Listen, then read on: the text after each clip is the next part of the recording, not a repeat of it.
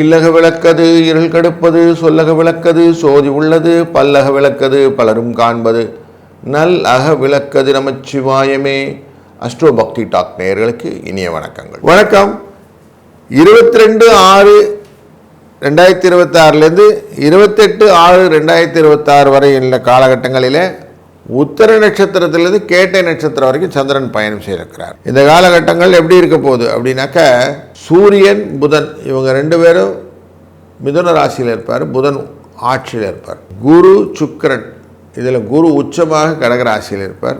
கேது சிம்ம ராசியில் இருக்கக்கூடியதும், ராகு கும்பராசியில் இருக்கக்கூடியதும், சனி பகவான் மீன ராசியில் இருக்கக்கூடியதும், செவ்வாய் நமக்கு ரிஷப ராசியில் இருக்கக்கூடியதுமாக கிரகங்களின் அமைப்பு இருக்கு. இந்த புத பகவான் நமக்கு ஜூன் 24 கடகராசிக்கு வந்துடுவார். அப்போ 3 கிரக சேர்க்கை இங்கே இருக்கும். அது மட்டும் இல்லை, இந்த சந்திர பகவான் உத்தர நட்சத்திரம் மற்றும் கேட்டை நட்சத்திரத்துக்கு பயணம் செய்ய இருக்கிறார். கன்னி ராசியிலேருந்து இவர் விருச்சிக ராசி வரைக்கும் போவார். ஸோ இந்த ஒரு சினாரியோவும் இருக்குது. அதனால் இந்த சினாரியோ பேஸ் பண்ணி ஒரு ராசிக்கும் எப்படி பலன் வருது அப்படின்னு பார்க்க போகிறோம். வாருங்கள். வணக்கம் கும்பராசி நண்பர்களே. உங்கள் ராசியில் 22 28 இருக்கும் பயணம் செய்யக்கூடிய சந்திர பகவானுடைய நிலைப்பாடை பார்க்கும்போது உங்கள் ராசியினுடைய அஷ்டமத்திலிருந்து பயணம் ஆரம்பிக்கும். விருச்சிக ராசி வரைக்கும் போவார்.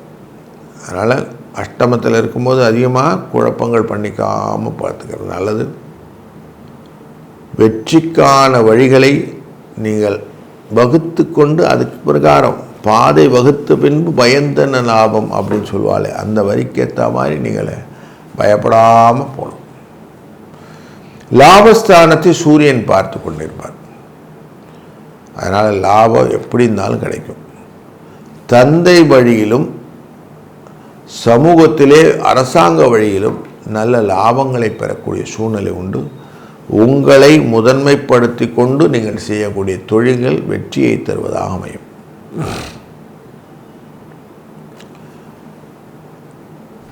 நவமம் 9ஆம் இடமான துலா ராசியும் தொழில் ஸ்தானமான விருச்சிக ராசியிலே வரும்போது குருவின் அருளாலே தொழிலிலே புதிய முன்னேற்றங்கள் வருவதற்கான வாய்ப்புகளும் இந்த வாரத்தில் இருக்கிறது. அதனால் அடுத்தடுத்த காரியங்கள் எல்லாம் அழகாக அமைவதற்கு நிறைய ப்ராபபிலிட்டி இருக்குது இந்த வாரத்தில்.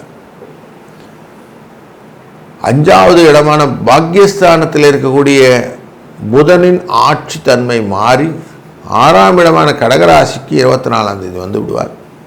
அப்படி வரும்போது உங்கள் ராசியில் லாபஸ்தானத்தை பார்க்க போகிறோம். அந்த விரயஸ்தானம் லாபஸ்தானம் அந்த தொடர்பினால் சுப செலவுகளை ஏற்படுத்துவார். நிறைய ஆடை ஆபரண சேர்க்கைகள் வருவதற்கான வாய்ப்புகள், கல்யாணம் போன்ற நல்ல சுப நிகழ்வுகள் நடப்பதற்கான வாய்ப்புகள், குழந்தைகளுடைய கல்வி நிலையில் நல்ல மேம்பாடு, கொடுத்த கடன் வாய்ப்புகள் எல்லாம் நல்லா இருக்கக்கூடிய சூழ்நிலை, சம்பளம் போன்றவையெல்லாம் உயர்வதற்கான வாய்ப்புகள் போன்ற அடுத்தடுத்த பரிமாணத்தின் வளர்ச்சியை நீங்கள் காணலாம். அதனால் நல்ல ஒரு சூழ்நிலையை இந்த வாரம் உங்களுக்கு கொடுக்க இருக்கிற கிரகநிலை. 2, 5 இந்த அதிர்ஷ்ட எண்ணையும் இந்த வாரம் தொடர்ந்து பயன்படுத்த வெற்றியும் மகிழ்ச்சியும் உங்களை வந்து சேரும். வாழ்க வளத்துடன். வணக்கம் மீன ராசி நண்பர்களே. உங்க ராசிக்குள்ள சனி பகவான் தொடர்ந்து இருந்து கொண்டிருக்கிறார் வருடக்கோளாக. இந்த சூழ்நிலையிலே உங்க ராசியின் 5ஆம் இடத்திலே குரு பகவான் கடகராசியிலே சுக்கிரனுடன் சேர்ந்து அமர்ந்திருக்கிறார். 24ஆம் தேதி புதனும் சேர்ந்துப்பார். இந்த சந்திர பகவான் இருக்கக்கூடிய வீட்டிலே இவர்கள் இருப்பதும் உங்கள் ராசியை பார்ப்பதும் சிறப்பு.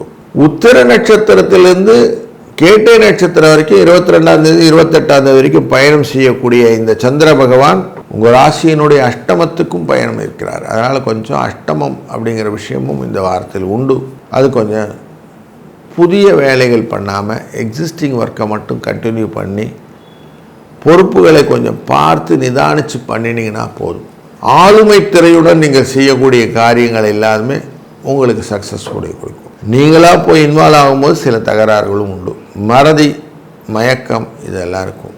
ஆனால் கொஞ்சம் ஜாக்கிரதையாக இருக்கக்கூடிய காலகட்டங்களும் இந்த வாரத்தில் இருக்கு. பூர்வபுண்ணிய ஸ்தானத்துக்குள்ள சந்திரன் வரும்போது உங்களுடைய லாபங்கள் பெருகுவதற்கான வாய்ப்புகளும், செவ்வாயினால் பார்க்கப்படுவதனால ஸ்ட்ராங்காக எதையுமே டபுள் ஸ்ட்ராங்காக அப்படி பண்ணக்கூடிய சூழ்நிலையும், குரு தொடர்ந்து அந்த பூர்வபுண்ணிய ஸ்தானத்தை பார்ப்பதனாலே, அதேபோல் உங்களுடைய லாபஸ்தானத்தை பார்ப்பதனாலே வர்ற காசு க்ளீனாக வந்துடும். கவலைப்படாதீங்க.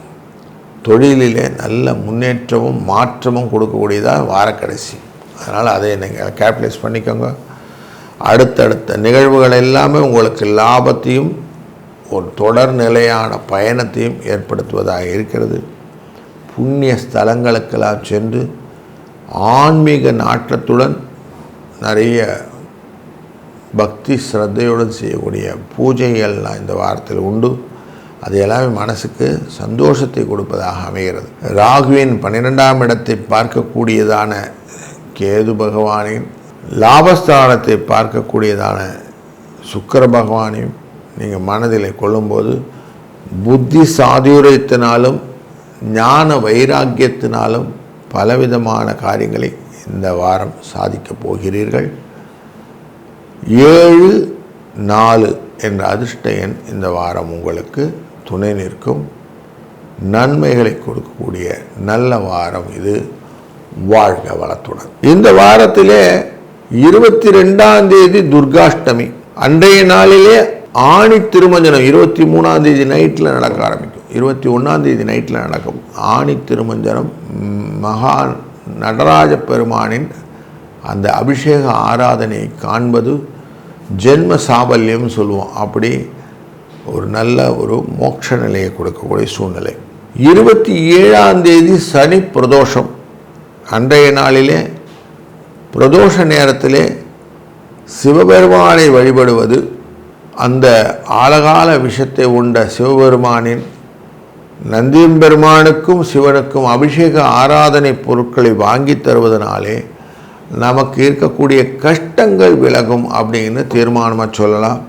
அதனால் சுபிட்சங்களும் லாபங்களும் ஐஸ்வர்யங்களும் பெருகுவதற்கு இந்த ஆணி திருமஞ்சனம் என்கிற நாளையும் சனி பிரதோஷம் என்கிற நாளையும் பயன்படுத்தி சிவ வழிபாடை மேற்கொள்ள நன்மை. வைஷ்ணவர்களாக இருந்தால் இந்த சனி பிரதோஷம் போது நரசிம்ம பெருமானை திருமஞ்சனம் செய்து வழிபடுவது உங்களுக்கு பொருள் வரவையும் ஐஸ்வர்யங்களையும் அதிகப்படுத்தி தரும். அதனால் இந்த காலகட்டங்களை இந்த வாரம் அவசியம் பயன்படுத்தி கொள்ளுங்கள். வாழ்க வளத்துடன்.